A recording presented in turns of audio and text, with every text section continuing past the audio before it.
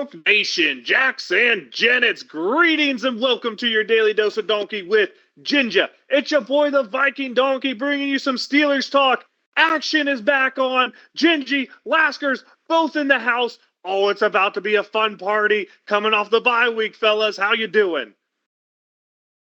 Gingy in the house. We doing good, Donkey? How about it? Let's go. Bye week, refreshed, relocked, reloaded. Going to Hollywood. How about it? We're doing good, but I'm not 100% sure we're feeling that good coming off the bye week, going to Hollywood. I certainly am a little disappointed. I mean, it's quite garbage, Gingy, that I go into the bye week, I don't play any football, and I come out of it in second place? Yeah, I was in first place. How the heck did that all happen? I'm not a fan of losing first place because we're sitting on our butts, Gingy. That's all right. Ravens got to take a bye sometime. We just got to keep pace, Donkey. Also, news today, the happiest news I think I have ever heard in my life. Gunnar Olszewski is no longer a Pittsburgh Steelers. About damn time, Laskers. Big changes. Finally. That probably means Deontay Johnson's going to be back starting. That probably means Anthony McFarland's looking healthy enough out there to maybe be coming back as well. Gingy, getting some pieces back. That looks good on that front. Yeah, going to need some pieces back on that offense, right? We've been awfully hard on the offense. Now, granted, it has been just absolutely stinkfest out there. But hopefully some of these pieces coming back, Donkey, will change that. Moose, Deontay, big weapons, Donkey. Gingy, a guy I wanted to bring up, showing up with going from full participant to limited participant with a hamstring injury. Not a good sign for Firemuth. Is he going to play this weekend, as it seems he might have regressed a little bit when he started playing? When he's ready, he's ready. I don't know if it's going to be this weekend or not. On the injury front, though, Donkey, did you see T.J. Watt on that report? Heel injury, never something you really want to see. I didn't look at today's injury report. I'm going off of yesterday's. But yeah, seeing him limited, seeing Baby Herbig limited, that means two of the outside linebackers are there.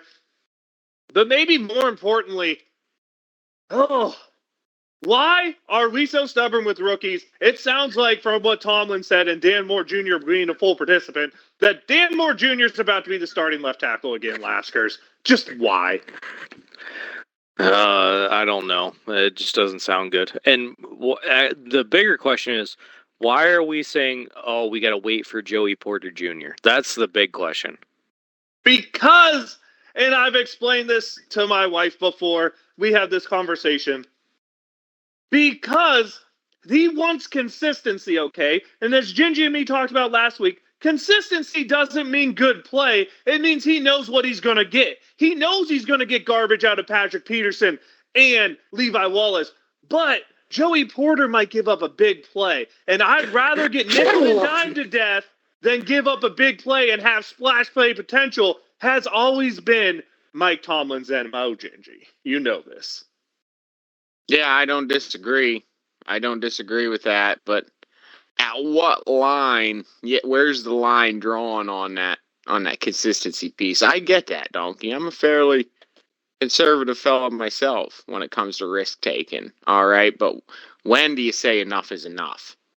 Apparently, they said enough is enough with Gunner, right? So when is it going to be that way with the away 3 games? 3 games. Yeah, when's it going to be that way with Dan Moore? I don't know, Donkey. I don't know. One season too late is always how it seems to be with Mike Tomlin. And as me and Binky were talking about earlier, I think the biggest phrase to look at a lot of these older coaches, Bill Belichick, Mike Tomlin, maybe even Harbaugh with his struggles recently with the talent they've had there in Baltimore, is I like to go to Batman. And he always said, the saying was, you either die a hero or you live long enough to see yourself become the villain. Gingy, it really feels like a lot of these veteran coaches, 10-year-plus guys, are starting to become the angst of the fan base and the premise of all the hate from their respective nations. Do you think that maybe Mike Tomlin has gone past his best by date? You talking to me on this one, Donkey? Oh Whoever man, wants to take it, I guess. I don't know. I'll tell you what. I'm okay. I understand why. At the end of the day, if your team keeps performing poorly year after year, right? You know, and in the Steelers' case, not necessarily poorly, but mediocre by Steelers Nation standards. The one Last time we had a consistent that top 10 remains, unit was what, like 2017? the one consistent that remains, regardless of whether it's their fault or not, could be a lot of different variables at play, but certainly they play some responsibility and role. Eventually, there's only one person left to blame after 4, 5, 6 years of, somewhat mediocre football. That is certainly true, and especially with a lot of questionable personnel decisions that have been made over the years. Now, do you guys have anything that you want to talk about before we get into slim down versions of nickels and dimes, cash or trash? I don't think so. Yeah, I'll talk about something, Donkey, if you don't mind, right? Go ahead. I feel like after week 4, everybody calling the AFC North dead, right? Alive again. That Browns defense is gnarly. They put a whacking on the Niners. Yeah. That's what I wanted to talk about. AFC North not dead. Bengals back from the dead. Browns never really were dead. Well, maybe on offense, but that defense is still super gnarly. Steelers riding around there at the top of the division, right? Ravens, that division's not dead, Donkey. The AFC is just getting warmed up. Gingy, I want to point out one thing to you here. Everyone says the Bengals are back and booming after last week. 267 yards of offense and 17 points. If that is business is booming, the Pittsburgh Steelers are in boomtown, baby. That's and all we I are. wanted to say. And we are. Dubs all over the place, right? Dubs all Three over of them, the place. yeah, I sure. know it's not pretty. And it never is in the AFC North. But it's winning football. I agree. Now, let's get into it. Let's start on the offensive side of cash or trash. I only have 2 for you, one for each of you this week. Nice. So, let's go ahead. Let's start with Lasker's cash or trash. The Pittsburgh Steelers have been good after the bye week relative to before the bye week under Matt Canada. That is going to continue this year as the Steelers will average as a team over 23 points a game and over 330 yards of offense per game after the bye week. Cash it or trash it. No, I'm trashing that. Based on what we've seen so far this year, that's definitely trash.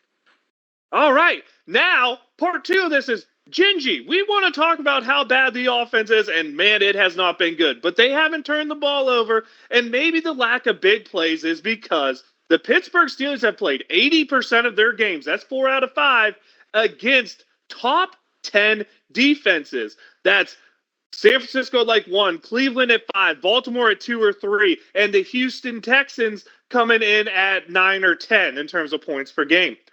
Cash or trash, the Pittsburgh Steelers offense will be a top 15 unit this year in terms of points purely because we are overreacting to the early season tough defensive schedule we've had so far.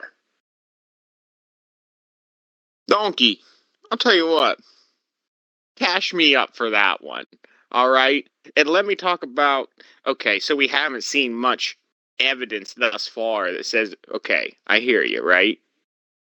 Kenny Pickett at the end of last year, Donkey. The run at the end of last year. Maybe we're talking about a November, December team. All right, maybe this bye week does start to get that offense clicking, right? And I feel like this, unfortunately, and this has been a story for far too long in my life. Hear me out on this one. Steelers getting by when they have to, playing down to opponents until they really put themselves in a bind, and then they look like a Super Bowl team.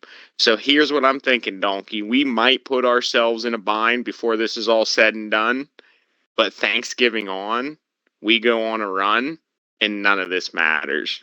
We just got to stay close enough in it.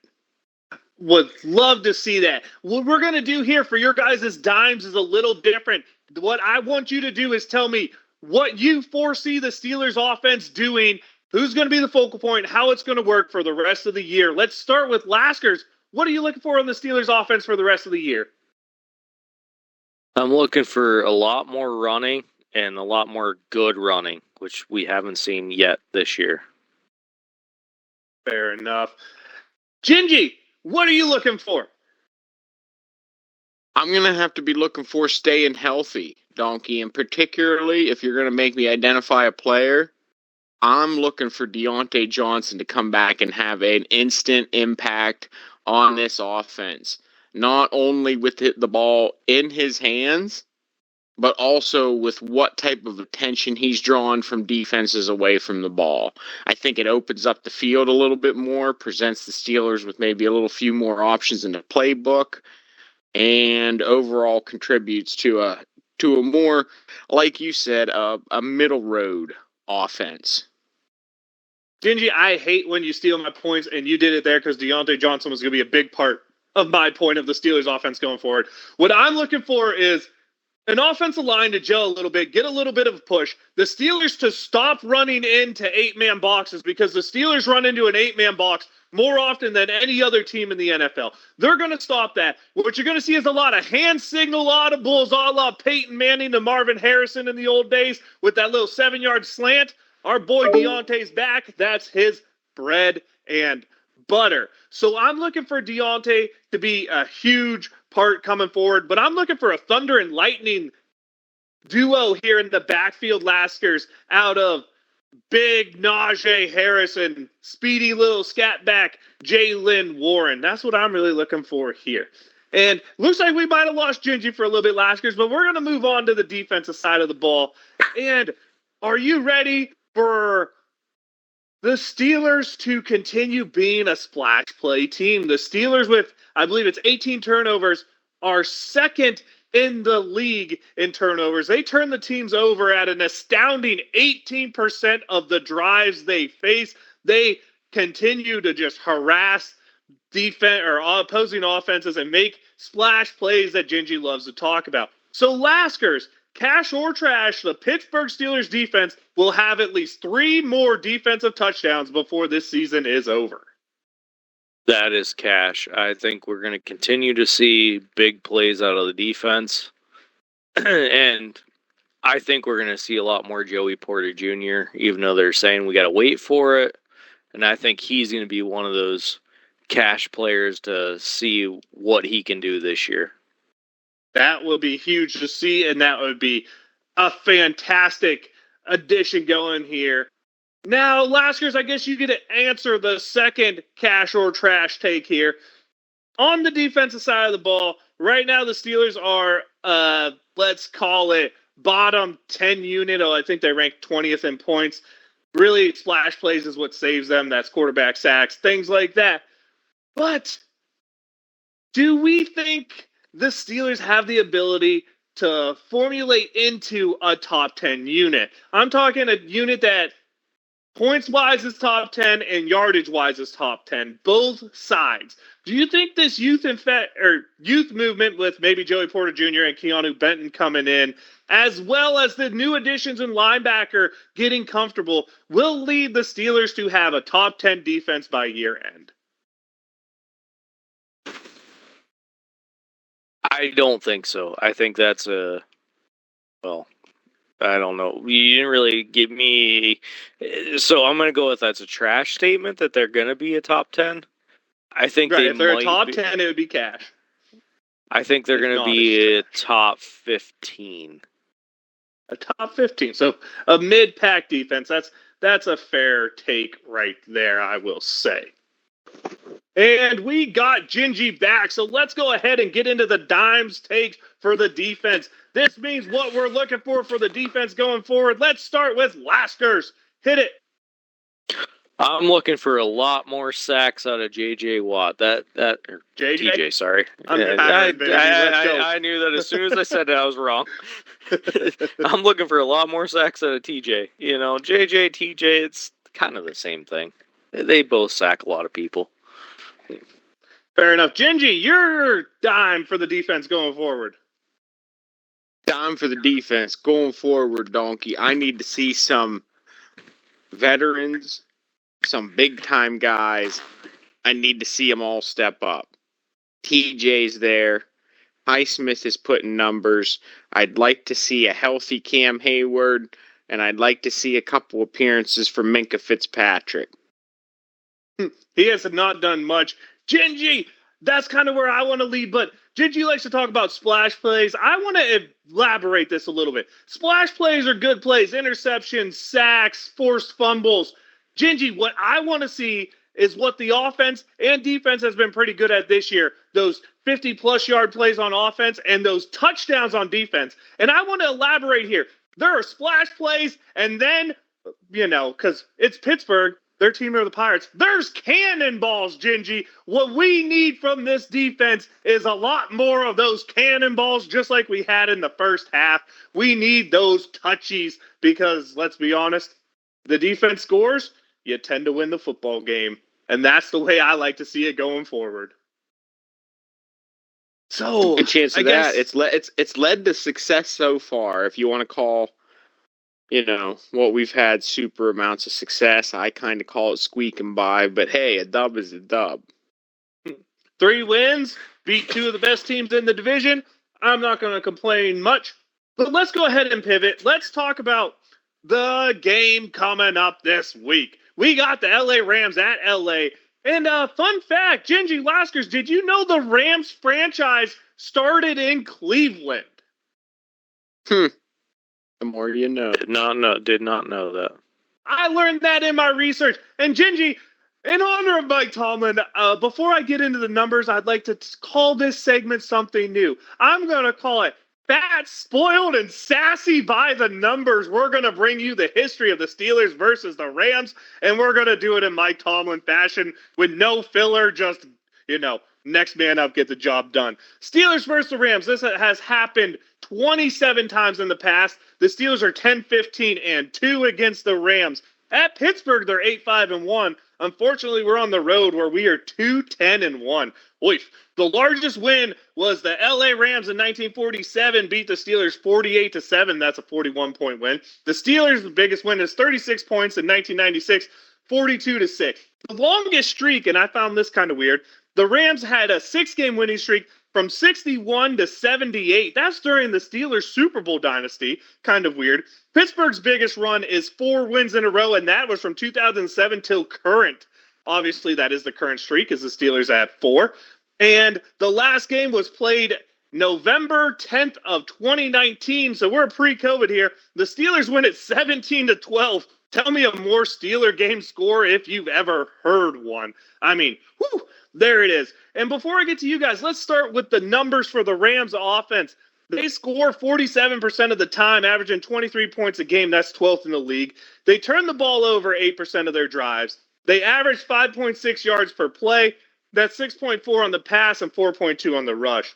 They'll be going up against the Steelers defense, who allow scores 34% of the time, but have an extremely high 18% turnover rate. An average 5.6 yards per play is what they give up. They give up 22 points, which is 20th in the league. When you look at the numbers, the Rams should just have a basic Rams day, is what it looks like, Laskers and Gingy, when they're on offense.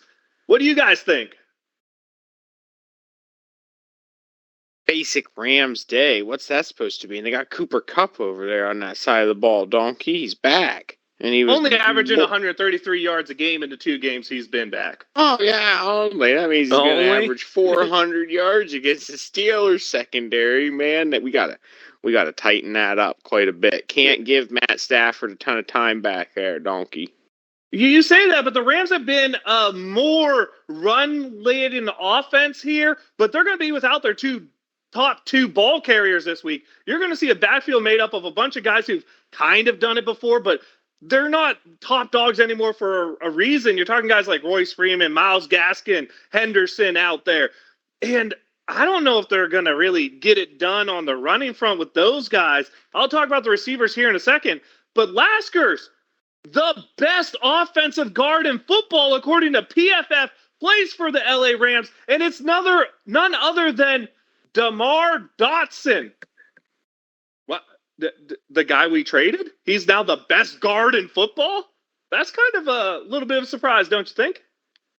That's definitely a big surprise, though sometimes you run into that where people get better when they get traded. I mean, we're both Pirates fans. Look how many Pirates players have got better once they got traded.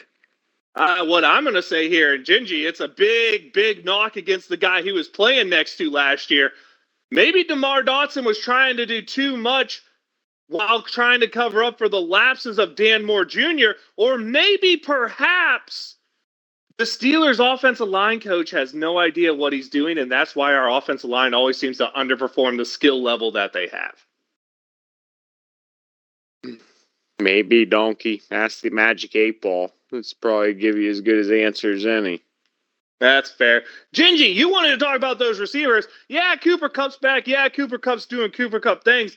But let's not forget, Tutu Atwell went out there and was having a good start of the year, over 300 yards already. They got Higbee out there doing his thing at tight end. And they have probably a guy who's a front runner for Offensive Rookie of the Year if it wasn't for C.J. Stroud, Puka Nacua. And that dude has, 600 yards already this season? I know you say Cooper Kupp's the guy you got to watch, but man, they got some scary ball catchers out there.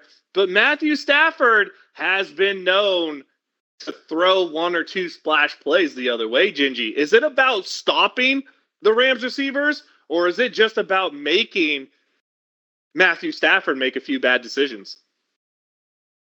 Well, Donkey, you mentioned the various weapons that the Rams have over there.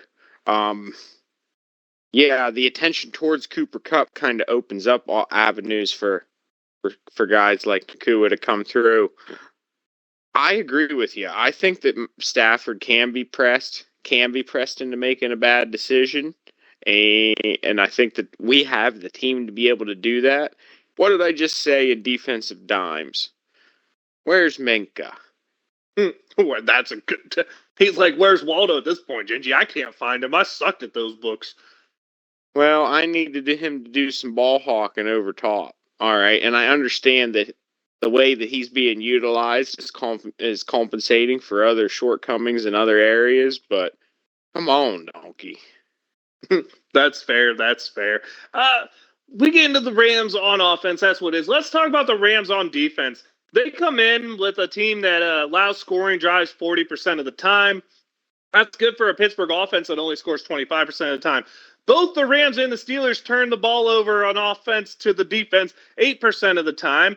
Yards per play, the Steelers only get 4.5, but the Rams give up 5.2. Specifically, where the Steelers might get a spot is they give up 4.3 yards per run. The Steelers are only at 3.4 right now. The Rams defense comes in 11th at the league at just over 19 points a game. Steelers obviously 30th on offense at 16 points a game.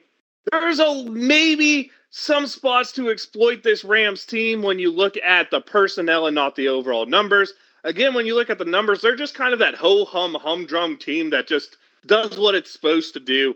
I don't think they have but 9 sacks this year. Only 2 guys with more than 1 sack. They only have 3 interceptions. They don't force a lot of turnovers. They got some good tacklers in the middle like Ernest Jones. Brian Young has been a pretty good pass rusher, the rookie. Obviously, they have Aaron Donald, and that's where it starts and finishes on their defense.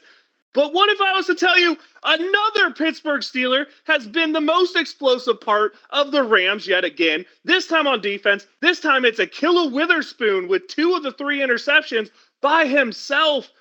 But I love that because that means Ahkello Witherspoon is trying to jump routes again, and that could lead to a big double move for a guy like, I don't know, who should we throw out there for a good double move? I'm feeling Deontay Johnson. Laskers, what are you seeing when the Steelers play offense? I'm definitely feeling a Deontay big game. He's coming off of his injury, so I think he can show up and forget about that injury. Laskers, I like that. I do. Do you think the Steelers, even if Dan Moore Jr. gets there, will be able to establish some interior push to assist this running game against Aaron Donald? I hope so, but it's going to be an uphill battle for them. And I'm hoping, but I'm not feeling it. Gingy, how about you? What do you thinking when the Steelers get to play against that Rams defense? Interior push against Aaron Donald. Maybe, Donkey. I don't know, though, buddy. That doesn't It's time sound for really... Mason Cole to earn his paycheck, Gingy. Yeah, Mason Cole gonna earn something. All right, he gonna earn some stripes like Tony the Tiger out there this weekend. Come on, Mason, we need you, buddy. Do not let Kenny get pancaked by that, first ballot Hall of Famer in the waiting. So we don't come on. want one of those week one oh god moments that I can't think of his name now. Quarterback at Seattle, Geno Smith had to have. We do not want to see one of those. That is for darn sure. Gingy, the real question I guess I have for you. Do you think the Steelers are going to start Dan Moore Jr., and do you think it's going to be still like an 80-20 split in favor of Najee Harris? Oh, boy. 80-20. I think, I don't know, Donkey. Are we going to see some 3 different ways now? Is McFarland back in the lineup? Well, when he was there, he didn't get used on anything but kick returns, and I doubt he takes the few snaps Jaylen Warren has away from Jaylen Warren. I guess my question was, we were promised big changes. Jaylen Warren is shown to be the explosive guy. Do you think he gets a bigger payload this week when you consider he probably has been the Steelers' best blitz pickup guy that we've seen in quite a while? Oh, boy. Donkey, I don't know what to tell you, but I don't think we're going to see... I think we're going to continue to see more of the same on offense, to be honest with you, especially in terms of that run split. Yeah, big changes. I mean, okay, I don't understand... I guess I'm not inside the locker room, right? I don't know if Broderick Jones is on a pitch count or a game count or how these guys who are coming fresh out of college really do with the length of an NFL season, their first year out. But I really think at this point we've seen some definitive evidence about the type of running that Jaylen Warren's doing versus the type of running that Najee Harris is doing. I don't know, maybe the less sparing use rather than the 50-50 really kind of makes him more potent when he is in there. I don't know. What do you think, Donkey? I think you have to play the best man. It's that simple. We can't talk pitch counts at this point because Broderick Jones played more games in Georgia than he would through the rest of this regular season. So that ain't going to be the problem. Jaylen Warren in his second year here, you can't play for tomorrow by risking today. The NFL is a here and now. I don't care if Jaylen Warren's going to run his legs off. I think he should get 50% of the carries. I think he should start the first 2 drives. Then you go to a steady diet because hopefully if he starts the first 2 drives, we get a couple scores in there. The things are looking our way. We bring in Najee to be that grinder and just eat up the second and third quarter, wear down the defense. And then when it's money time in the fourth quarter, we got a fresh Jaylen Warren. We have a lead, and they don't have a chance. That's what I'd like to see. Yeah, I don't know, but Najee hasn't shown it to me to be a real grinder. I'd like him to be, but it doesn't seem to be his preference. Nah, not at all. But apparently Mason Cole and Najee Harris have been doing some extra film study to tell Matt Canada which run plays are working and which run plays aren't working. I'll tell you what run plays are working. Jaylen Warren's putting his little skinny one-cut self right behind Broderick Jones. Yet those are 2 people we aren't talking about because Broderick Jones is about to find himself back on the bench, and Jaylen Warren's about to find himself on the wrong end of a time split because Najee Harris is a nice guy, first-round pick, and is a Tomlin man. I don't understand what this offense is doing. I don't understand what Matt Canada is doing, not playing the best players, knowing that, oh my gosh, these people yelling fire Canada, it's affecting my family. Well, good. Maybe your wife will tell your ass to resign so we have a chance to score some damn points. Because at this point, I have zero faith in you, Mr. Canada. Fly yourself back to where they play 12 men on the damn field every play. Because this stuff is getting old, Gingy. I don't know, Donkey. I do feel for him in that respect. A man's profession is his profession. Everybody ought to leave the family out of it and whatnot, but they're not doing anything to his family. They're just chanting "Fire Canada," and he's saying, but you understand, okay? Yeah, I hear you, Donkey. But if I sucked at my job and was the worst person there, and people came to the loading dock and said, "Bro, you should quit," and I was that bad, I'd probably be like, "Yeah, you right." If an entire city was chanting "Fire, Donkey," I bet you your family would have some sort of reaction. I bet you my ass would have pulled out the triple loop, alley-oop, scoopy-doopy-doop in the next game. I wouldn't have sat there and been the most basic B in the world, I'll tell you that. That's possible. That is possible, though. But no, what I was going to say, and given the fact that is, I can see how that's impacting. Have you never watched the NFL before? Do you see who get the quarterbacks? And the coaches take 95% of the heat, all right? And if your offense is bad and you're an offensive coordinator, someone might, a city might chant your name.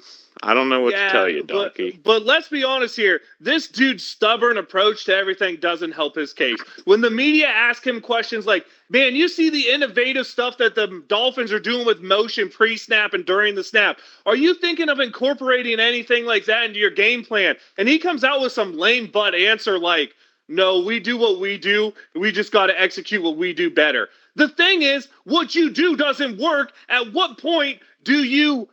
All right, Gingy, if you had an employee who kept stripping screws because he was using the wrong damn screwdriver, would you not, if he didn't learn to change in 2 years, would you not be like, yo, bro, it's time to go? Or do you keep saying they're like, yeah, baby, strip that screw. That's how you do it. Yeah, I hear your point, Donkey. I don't think we have the guys for fast motion offense like the Miami Dolphins, though, our wide receiver core.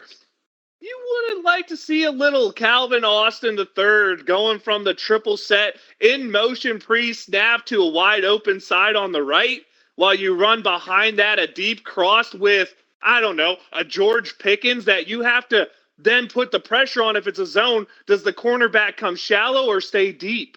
You wouldn't like to see that?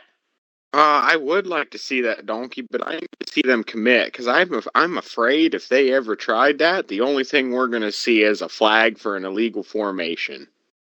All right, well, that's an absolutely fair take.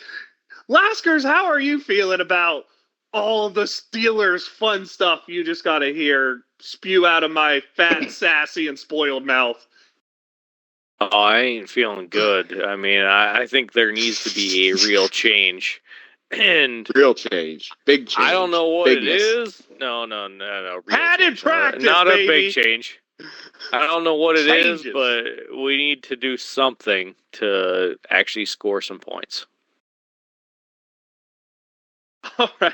Well, you guys got anything else to say about this game? On offense, I want to preface what Lasker said. On offense, we score plenty of points on defense. I'd like to continue to see that. Special teams, pump blocks, I'd just like to stop kill a block. Oh, big time. Dude, if Nico Collins looked like Randy Moss Jr., or what the hell do you think Cooper Kupp's going to look like? I don't know, Donkey. We got a little shine of it, too. You know what I want to see some more of? We need to see some more Randy this week. You mean we need to see some more offense that doesn't involve Matt Canada? I didn't say that, Donkey. I didn't say that. I did. Right? It might have been implied, but Randy. I like that type of play. I like the Steelers. Ben's 2-minute offense, right? Stuff like that. I don't know if Kenny, I don't think Kenny's built for that yet in terms of reading defenses. He still needs a play caller, but... You say that, but last 2 minutes of the half, last drives of the game is when Kenny Pickett shines. And maybe it's because his offensive coordinator, 60% of the time this year, has run the ball into an 8-man box. Like, Kenji, What does Football 101 say when the other team stacks the box? What do you do? I don't know. It's something you can probably play action, or you can play action and take a shot. My God, Gingy, you, sir, are in line to be the next offensive coordinator of the Pittsburgh Steelers because at least you understand Football 101. That is where my problem is. Do I think the Steelers are going to be better going into the second half? Yeah. Do I expect them to put up some points against the Rams? I actually do because I think Deontay Johnson, this offense is built for Deontay Johnson. The dink and stink, right, Gingy? Is built for wide receivers that get open within 5 yards. I think the offense is going to look better when they get back their best think and stink weapon. But, man, it's just fundamentally, I don't see how this team beats a good team. Defense is how this team beats a good team, Donkey. They need to stop getting popped over the top. You say that, but defensively, the good teams embarrass us. That's what I'm saying, because they pop us over the top, right? Against mediocre teams. Or they just teams. Run for 300 yards with Christian McCaffrey. Yeah. Unfortunately, he ain't doing so hot, I don't think, after week 6, but still some other big-time runners in the AFC out there that really worry me, yeah. Really can't. We need to stop. Well, that run game is really what opens up that thing over the top. They did it to us a couple times. Even on wins, we got it done to us. Devontae did it to us a couple times over the top. Big time, Donkey. Baltimore just couldn't catch the football. They did it to us, yes, exactly. They just couldn't connect on the other end. And Deshaun Watson probably missed 4 wide open deep passes in the Cleveland game. So, yeah, I get your point. Yeah, there's a lot of problems there. But, Laskers, this week, we're playing not an elite football team. This is going to be good news for the Steelers. Let's get to closing thoughts before our picks. Laskers, good news for the Steelers that the Rams aren't elite? It's definitely good news. But also we got to be careful because we can't underestimate them. That's fair. Gingy, some closing thoughts here. On the Rams game, shut down Stafford. Yeah, don't let the big names eat. Make them beat you every other way with the paid guys. They should be all right. That's fair enough. Let's get to picks. Let's start with the AFC North. Since he's off this week, we got Cleveland versus Indy. Laskers, who'd you like? I like Indy. Gingy. Give me Cleveland. I'm worried about Indy, Donkey. I'm really worried. They got a guy suspended for PEDs on the offensive line. They got Minshew Anthony mania Richardson down there out going for the on. year, right? Yeah, they got Minshew mania going on down there, I think.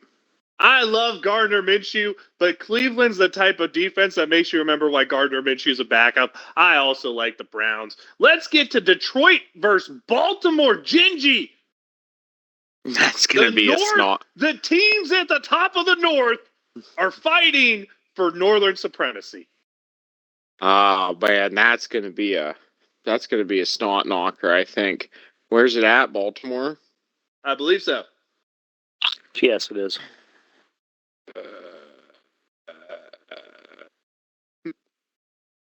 Give me the Lions. Laskers. Give me the Ravens. Ooh, Laskers can make up a lot of ground this week because I, too, am taking Detroit. That's my Super Bowl team. Don't sleep on them. I think they'll be up. I think they'll be ready. And I think Cam Sutton is going to absolutely have a field day with Lamar Jackson, as he has in the past.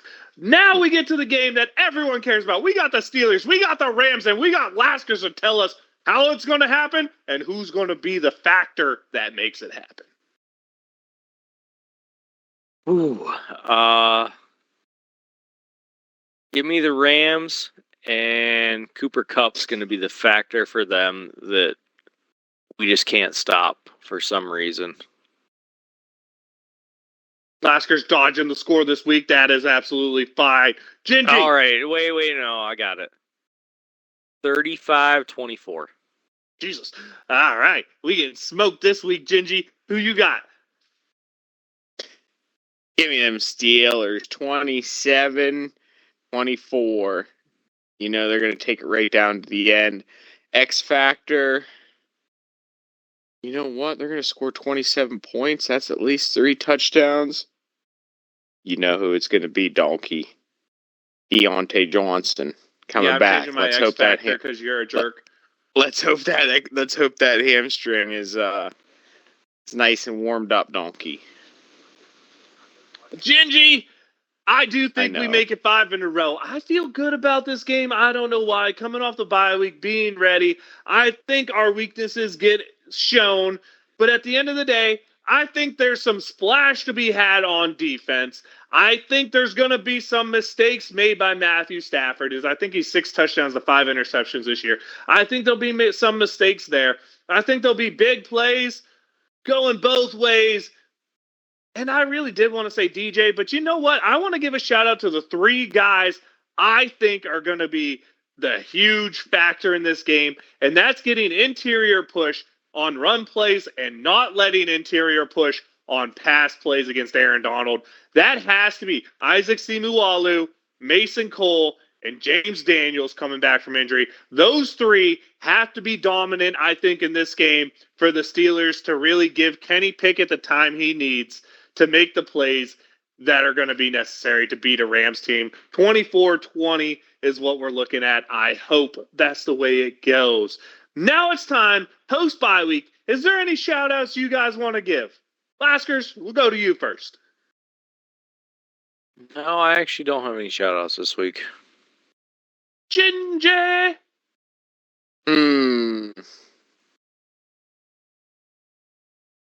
Coming off the bye week, let's shout out to all those guys coming back off injury. We got a lot of them coming back off the bye week. You know, Donkey, lining up the beginning of this season, I felt maybe a week 6 bye week was a little crappy, to be honest with you. Given the way this has panned out and the guys that we got coming back, let's go Freiermuth, Johnson. Let's go. Shout out, fellas. Stay healthy. Dan Moore Jr., Anthony McFarland, James Daniels. All the guys. Yes, Donkey. Thank you. DeMarvin Leal. Ton of names, Donkey. List. Yeah. Ton of contributors. I will go. My shout out is going to be the cowboy who had to fan Deontay Johnson's butt since Mike Tomlin promised it. It seemed to work. He's back. Good job, cowboy who had to fan off the butt cheeks. Kudos to you. I guess it's time. Closing thoughts at all. Anything we want to cover before we say goodbye, gents? Nothing I can think of. We covered it, Donkey. I'm ready. Perfect. I'm going to let you know I'm the Viking Donkey. That's Viking_Donkey on Twitch and Twitter, the X. Your daily dose of Donkey with Ginger is where you get this fun content. If you didn't get to see, the first power rankings came out. Laskers and Ginger will be turning in their homework every week. We'll keep that going. We also did a bug cap as he was finally out of timeout long enough in order to do a show. So that's good. And if you didn't get to hear it, there was a classic donkey rant in the middle of this episode. Go back, re-listen, and hear me be angry because that's just fun. Laskers, what's up?